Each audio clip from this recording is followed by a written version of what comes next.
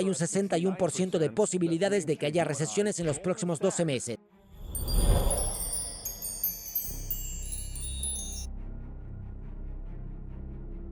¿Recuerdan que hace un par de años todo el mundo hablaba de que se avecinaba un colapso del mercado? Todo el mundo decía, Dios mío, ¿y si pasa y si no pasa? Ahora todo el mundo habla de que va a ser un aterrizaje suave, que no va a haber recesión. Y hay una cosa que la gente olvidó, el dicho, solo los paranoicos sobreviven. Esto está a punto de suceder. Esto empieza este mes, debería haber una recesión en Estados Unidos. La gente ahora está totalmente bien, mira el mercado, está cerca de máximos históricos, pero es real. Si sacas las 7 acciones principales, cuando ves los números, es asombroso. Y además hay un indicador de cuando llega realmente una recesión y no es mientras estamos subiendo los tipos de interés, la Fed. Ocurre después de que dejamos de subir los tipos. Esperemos a ver cuánto tarda el mercado en desplomarse y por cierto, tengo un montón de otros datos que compartir contigo, pero sé una cosa con certeza, no he estado en el sector financiero desde el día antes del 11 de septiembre, solo los paranoicos sobreviven y los que son demasiado confiados suelen equivocarse y los que son demasiado engreídos también suelen equivocarse. Así que aquí están las subidas de los tipos de interés en Estados Unidos. En la historia de los Estados Unidos, cuando hemos subido los tipos de interés, nunca hemos subido 4.88 puntos porcentuales tan rápido como lo hicimos en el estado. Nada se acerca en 2022 o 2023 a 4.88, pero ¿qué significa esto realmente? Si miramos el balance de esto, es más o menos el balance de la flexibilización cuantitativa que muestra cuántos bonos está comprando la Reserva Federal. La oferta monetaria M2 muestra cuánto dinero está circulando en la economía, así que se nota cómo históricamente está subiendo gradualmente, pero no es nada repentino. Y de repente alimentamos la economía del mercado con billones de dólares a los que no estamos acostumbrados. Y no tenemos otro caso de estudio para que alguien diga, bueno, esto es lo que va a pasar, bueno, está totalmente bien, bueno, no te preocupes por ello. ¿Basándose en qué? ¿Basándose en qué caso de estudio puedes decir con tanta confianza que no va a pasar nada? Todo el mundo está casi protegiendo cualquier negocio del que forma parte, la inversión que tienen. Están tratando de vender cuando tienen razón y tal vez no se preocupen por ello o sí se preocupen por ello, pero la realidad es que nadie sabe al 100% lo que está pasando porque nunca hemos estado aquí antes. Continuemos. ¿Qué es lo siguiente para la economía estadounidense? Hicieron una encuesta para averiguar quién cree que se avecina una recesión. El personal de la Reserva Federal dice que no habrá recesión. Recuerdo que durante la crisis financiera se suponía que debían decir eso porque así es Wall Street, ¿verdad? La curva de rendimiento dice que hay un 61% de posibilidades de que haya recesiones en los próximos 12 meses. Los economistas están en el 48%, los consumidores en el 69%. Eso es la gente de a pie, tú y yo. Goldman Sachs dice que solo el 15%, Bank of America entre el 35 y el 40%, pero mira los CEO, el 84%. Los CEOs dicen que el 84%. Ahora bien, ¿qué saben los CEO que el resto no sabe? Quizás saben que les costará pagar la deuda, quizás saben que cuando renueven la deuda, ya que las tasas de interés han aumentado respecto a cuando la pidieron, va a subir.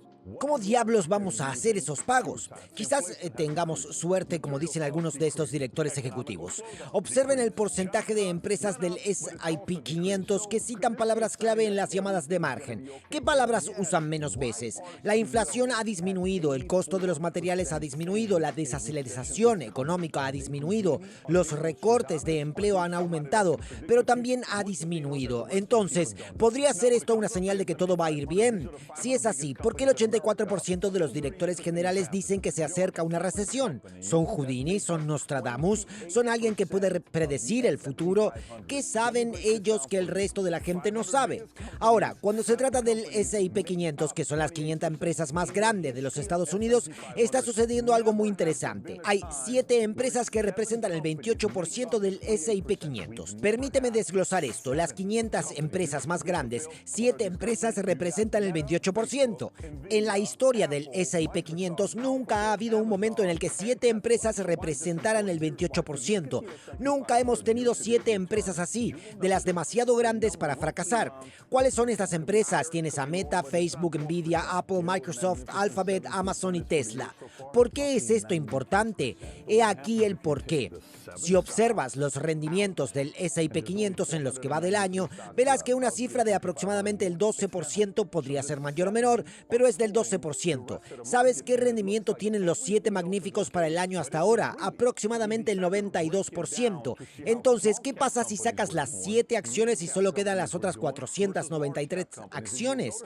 ¿Cómo le irá al S&P 500? Bajará. Así que las 7 están tirando del resto del mercado y parece que todo lo demás está bien, pero ¿lo está realmente?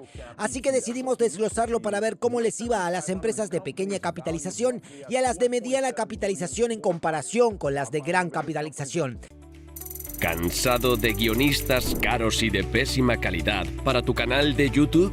Autoscripter.ai es la solución definitiva. Di adiós a los guionistas novatos que no son capaces de generar miles de visualizaciones para tu canal. 10 veces más barato. Autoscripter hace que tus vídeos se vuelvan virales. En solo 3 pasos, Autoscripter.ai crea un guión realizado a tu medida. Solo tienes que introducir tu concepto de título, seleccionar tu tono y estilo y listo.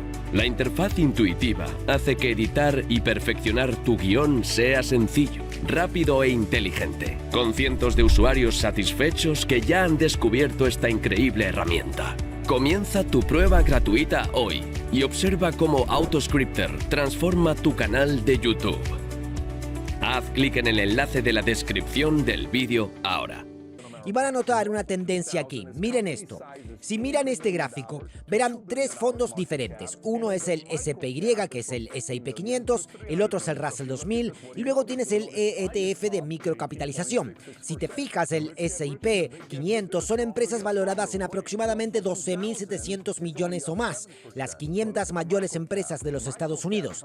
Russell 2000 es el tamaño de una empresa de 300 millones de dólares a 2.000 millones de dólares de capitalización de mercado y luego la microcapitalización es de 50 millones a 300 millones. Así que si nos fijamos en esto, ¿qué notas? Notas que el SPY ha subido un 18,66%. Los ricos se hacen más ricos, los grandes se hacen más grandes, los fuertes se hacen más fuertes. Genial.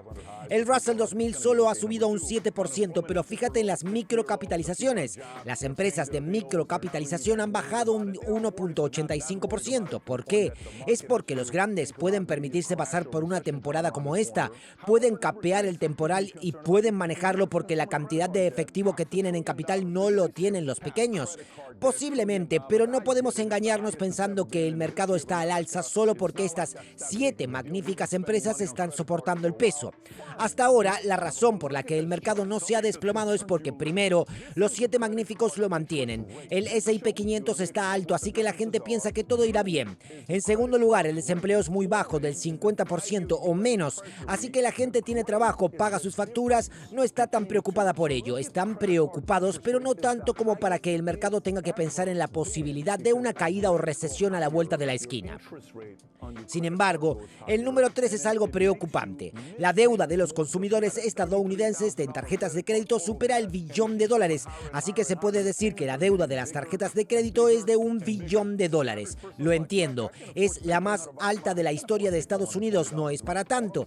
Llevamos un tiempo gastando dinero en tarjetas de crédito. Bien, no hay problema, pero mira este gráfico y dime si esto no te preocupa un poco.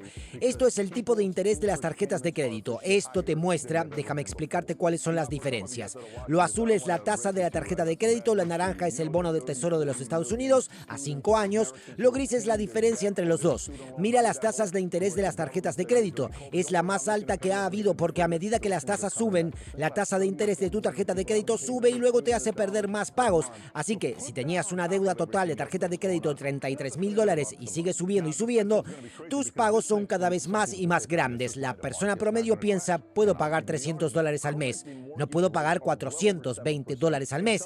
De repente subió o a un número mayor que estos $420, ahora es de 580. Pero esto no es una buena señal de lo que está sucediendo porque los pagos de intereses de las personas son oficialmente más altos que nunca. Ahora, para algunos de ustedes que nos están viendo, no quiero darles una mala noticia, pero sí, tengo malas noticias. Los 30 o 40 millones de estudiantes estadounidenses que estaban pagando su deuda por su préstamo estudiantil, recuerden que el gobierno dijo que durante el COVID no se tenían que preocupar por hacer el pago. Estas cosas van a volver, así que piensen en 30 o 40 millones de personas que tendrán que pagar otros $300 al mes, sumándolo a todo lo demás que está pasando, otros $300 al mes. Lo siguiente va a ser una locura porque, según algunos, esta es la razón por la que el mercado no va a colapsar, y les daré el argumento. Actualmente las tasas hipotecarias están muy por encima del 7%, en algunos casos en el 8%, alrededor de un 4 o 5% más altas de las tasas hipotecarias más bajas que tuvimos en el 2022. Estaban en el 3% y hoy estamos en el, digamos, 7,5-8%. A pesar del fuerte aumento de los tipos de interés, el tipo medio ponderado apenas ha subido. Solo los que compran casas se ven afectados por los tipos hipotecarios y no hay muchos compradores de vivienda. Lo que esto significa es que el tipo medio ponderado, si se toma el préstamo hipotecario de todos los préstamos juntos, de cada préstamo que haya, no ha aumentado porque la gente no está refinanciando. El negocio de la refinanciación está muerto hoy en día. Solo las personas que compran una casa nueva están pagando estas nuevas tasas altas y la gente no está comprando tantas casas como antes porque la gente no está vendiendo, porque los que no quieren vender no quieren pasar de un préstamo al 3% a uno del 8%. ¿Entiendes la idea? ¿Cuánto tiempo puede durar esto? Nadie lo sabe, pero todavía se aferran a ese préstamo diciendo, no voy a renunciar a este préstamo al 3%. Vale, eso fue un respiro. Te di malas noticias como estudiante, tienes que pagarlo. Te recordé que estabas un poco molesto. Luego te di buenas noticias. Esta es la verdadera noticia que quieres saber, sobre todo porque el mercado no se ha hundido. Y cuando miras a este gráfico, estos son los fondos de Reserva Federal y el efecto de retraso, el retraso. El gráfico de abajo muestra la tasa de los fondos de la Reserva Federal y el tiempo medido en meses desde la última de una serie de subidas de tasas que preceden a cada recesión desde 1981. Lo que significa que están aumentando los tipos, aumentando. Auge, dejan de subir. ¿Cuánto tiempo pasó hasta que llegó la recesión? Si miras estos números verás un 6, 15 meses, 8 meses, 17 meses, 10 meses. ¿Sabes lo que significa eso? Se tarda aproximadamente 11 meses desde el momento en que dejamos de subir los tipos de interés hasta que la recesión vuelve a aparecer. Si estos datos son reales, debería haber una recesión en Estados Unidos según este gráfico. Eso es lo que debería pasar. Algunas personas pueden decir, bueno, Pat, ¿por qué no se declaran en quiebra más empresas? ¿Por qué todo lo que pasó en el 2008 no está sucediendo hoy? Porque estas corporaciones, y miras este gráfico, lo que estaban haciendo estas corporaciones era tomar millones y miles de millones de los bancos e iban a buscar más dinero del banco porque era muy barato. ¿Qué hacemos con el dinero? Apártalo. ¿A quién le importa? Ve a buscar más dinero. Sí, pero las tasas solo están bloqueadas por 3 años o 2 años o 4. Vea por 50 millones, vea por 1,000 millones, vea por 100 millones. Y lo hicieron. Entonces, ¿qué hicieron estas corporaciones? Tomaron esos 50 millones al 3% y compraron bonos. Así que la diferencia, digamos que los bonos pagan un 6%. El 6% más el 3%, un 3% que ganan por encima de nosotros. Vale, ganamos un 3% de 50 millones de dólares cada año. Estamos ganando 1,5 millones en intereses. Esto es increíble. Deberíamos haber pedido prestado más dinero. Sin embargo, si miras este gráfico, ¿sabes lo que viene? Esto es lo que viene. Cuando eso venza y madure y luego pase del 3% al 8%, van a estar en serios problemas porque tienen que hacer esos pagos y ya no pueden ganar dinero con eso. Entonces, ¿qué hacen? Ahí es cuando tienen que decir, oye, ya no queremos este préstamo, déjame devolverlo. Si tienen el dinero, o dos, bancos dirán, esperamos un pago. ¿Lo tienes? Podemos esperar otro mes, podemos esperar otros 2 meses. Por eso una empresa llamada WeWork, valorada en $47,000 millones en 2017, cuando SoftBank le dio una inversión de $18,900 millones, incumplió un pago de $95 millones. Aún no hemos visto mucho de esto, pero llegará pronto. Permíteme desentrañar este efecto de retraso en cuanto a estas corporaciones que tienen que pagar los intereses del préstamo que asumieron. Echen un vistazo a este gráfico. Si miran este gráfico, a la izquierda está la maduración de la deuda corporativa que vence en miles de millones de dólares. Aproximadamente 790,000 millones vencen. ¿Cuánto es el vencimiento 2025? 1.1 billones y luego pasa a aproximadamente 1.2 billones, más o menos. En 2027 se mantiene en 1 billón. En 2028 se acerca a 1.3 billones. ¿Cómo van a pasar de repente de 2, 3, 4, 500 millones de dólares a 1 billón, a 1.4 o a 1.5 billones? Y esta es la razón por la Recuerda que cuando hacemos la pregunta al principio, ¿quién es el menos optimista sobre la recesión? El 84% de los directores ejecutivos. Tal vez sepan algo que otros no saben porque saben que se avecina la deuda. Hasta ahora hemos hablado de, imagínate, individuos medios que dicen, mira, tengo un préstamo estudiantil por pagar y encima ahora la deuda de la tarjeta de crédito ha subido de repente al máximo que he tenido nunca. Hey, no puedo permitirme esos pagos. Y te estás dando cuenta de los impagos ahora mismo. Las empresas inmobiliarias comerciales están incumpliendo sus pagos. En la financiación de automóviles, las personas de alto riesgo que no tienen buen crédito y que compraron un coche están empezando a incumplir sus pagos porque sus tipos de interés están subiendo. Están incumpliendo, no pueden permitirse pagarlo ahora mismo. Pero, ¿quién más está experimentando esto? Todas estas eran cosas pequeñas de las que estábamos hablando, ¿verdad? ¿Sabes quién más debe mucho dinero? ¿Qué corporación en el mundo debe más dinero? ¿Sabes cómo se llama esa corporación? Los Estados Unidos de Norteamérica. ¿Sabe lo que les va a pasar cada vez que suban los tipos de interés? Vamos a desglosarlo. Estados Unidos tiene una deuda nacional de aproximadamente 33 billones de dólares. Las matemáticas nos dirán, a ti y a mí, que cada aumento del 1% en los tipos de interés hace que los gastos de intereses del gobierno aumenten. ¿En sabes cuánto? 320 mil millones de dólares por cada punto porcentual. Cada 3% es $1 billón. Solo de aumento de intereses, no del total. Un aumento de 3 billones de dólares adicionales por cada 3%. Para ponerlo en contexto, si miran este gráfico, mira lo que te muestra. Estos son los gastos por intereses que hemos tenido en Estados Unidos desde 1970 hasta hoy. Ya saben cómo es el gráfico. Subió, subió, subió, pero no es nada del otro mundo. Luego mira el boom del COVID. Se disparó. ¿Cómo vamos a hacer estos pagos? No tengo ni idea, pero van a venir a por ti y a por mí, porque en realidad es nuestra deuda. El gobierno es nosotros, la gente, tú y yo. Contratamos a estas personas para dirigir esta corporación, pero vienen a por ti y a por mí para financiarla. Así que adivina a quién van a llamar a la puerta muy pronto, a ti y a mí. Hay ciertas cosas a las que miras para motivarte y entusiasmarte con el futuro. Echa un vistazo a este gráfico de aquí. Recuerda de nuevo que esta corporación de la que estamos hablando se llama Estados Unidos de Norteamérica. Esto es lo que es. El verde son los ingresos fiscales que nuestro gobierno obtiene cada año de ti y de mí. El naranja es nuestro PBI, el azul es el pago de intereses y el rojo es nuestra deuda. La deuda de 33 billones de dólares. Mira cuántos años atrás. En 1980 todo estaba justo al lado. Hace solo 43 años estaban todos muy cerca. De repente, ¡boom! El rojo se dispara hasta el techo, se dispara hasta la cima. El PBI crece gradualmente y adivina qué es lo que de repente se ha convertido en el segundo más alto. Son nuestros gastos por intereses. Esto no es una buena noticia, por eso estos tipos no quieren equilibrar su presupuesto. Lo único que quieren es gastar dinero y la gente dice, bueno, está bien, está bien. Solo les estás diciendo que no hagan su trabajo. Está bien, sigue gastando dinero, estoy de acuerdo con eso. Esto es culpa nuestra porque votamos a estas personas, tú y yo votamos a estas personas y están gestionando las finanzas de Estados Unidos de una manera imprudente.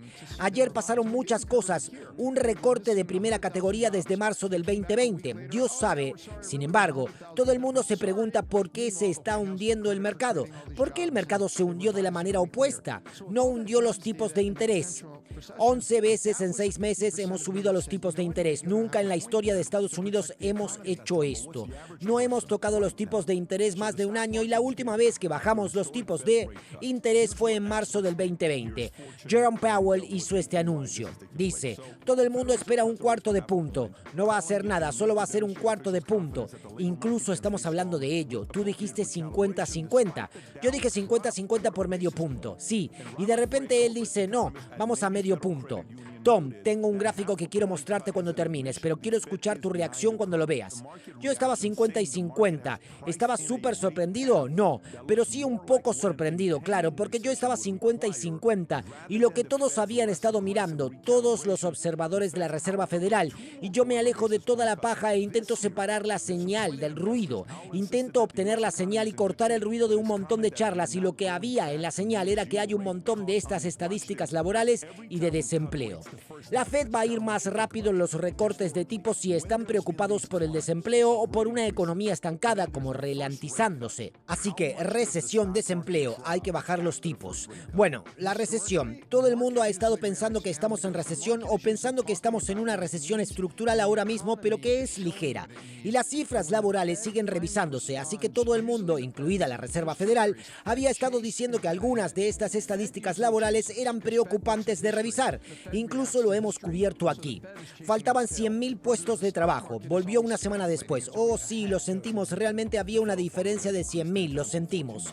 Mientras tanto, la Casa Blanca se atribuyó el mérito de crear todos estos puestos de trabajo y lo revisaron una semana después. Con todos esos datos sobre el empleo y la posible recesión, el 50% de mí dijo, ¿sabes qué? Puede que tengan razón en proteger la economía.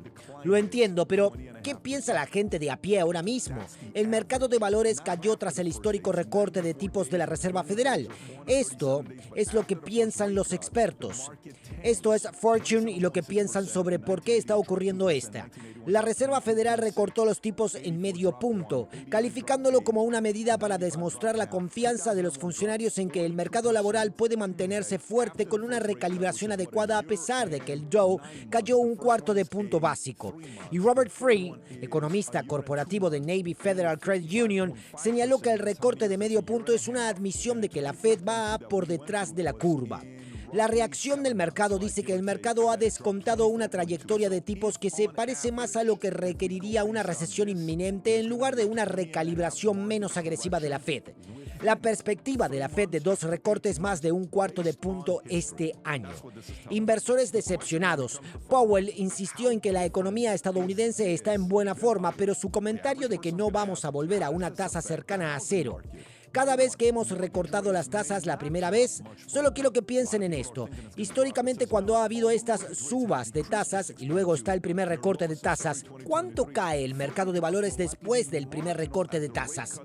Históricamente el mercado suele reaccionar a la baja porque el mercado suele hablar de lo que necesita y la economía muestra lo que necesita. Y cuando la Reserva Federal finalmente responde, suele haber 2 teorías, Fed por delante y Fed persiguiendo. La Fed suele perseguir porque la Fed mira la historia. La Fed reacciona a la historia por lo que la Fed está persiguiendo su cola. Donde hay un mercado de valores siempre está especulando, siempre está por delante. Sí, exactamente. La tasa de los fondos federales ha aumentado 10 veces en 14 meses. Creo que es 11 veces en 16 meses. Si nos fijamos, ese es el ciclo que hemos estado siguiendo. ¡Bam! Subió la valoración y el rendimiento del mercado de valores después del primer recorte de tipos de la Reserva Federal. Así que se produce el primer recorte de tipos y luego muestra el promedio de cuánto es la caída. 20,5%. Ese es el promedio. No después de las primeras fechas, 94 días o 20 días o 437 días, sino que después del primer recorte de tipos de mercado se hunde un 27,6%. En 1980 bajó un 2%, en 1981 bajó un 22,6%, en 1984 bajó un 1%, en 1989 bajó un 8%, en el 95 bajó un 0,5%, en el 2001 bajó un 42%. Bien, después del primer recorte de tipos, que es lo que 1 año y 9 meses, el primero es de 3 meses, el tercero es de 1 año y 2 meses y luego el 55,5%. ¿Cuántos años son? Eso es 1 año y medio y el 24,2 que atravesamos fue en aproximadamente 7 meses, más o menos lo que tardó en caer un 24,2. Así que sí, en promedio, si nos basamos en esto, habrá una corrección del mercado de 20,5% en un plazo de 3 a 18 meses según la historia. Eso es lo que nos dice esto. La pregunta entonces es la siguiente: ¿en qué se diferencia esto de otros? La persona promedio va a preguntar: ¿cómo afecta esto al mercado inmobiliario? Número 1. Es posible que los tipos hipotecarios no bajen mucho más. Mucha gente piensa que van a bajar. Dice que no. Aunque los tipos hipotecarios han bajado al 6,2, su nivel más bajo desde febrero del 2023, es probable que las nuevas bajadas sean marginales ya que el recorte de tipos puede estar ya descontado en los precios. Los economistas de Wall Street predicen que los tipos se mantendrán en torno al 6,2 a finales del año y podrían caer hasta el 5,5 aún por encima de los niveles previos a la pandemia.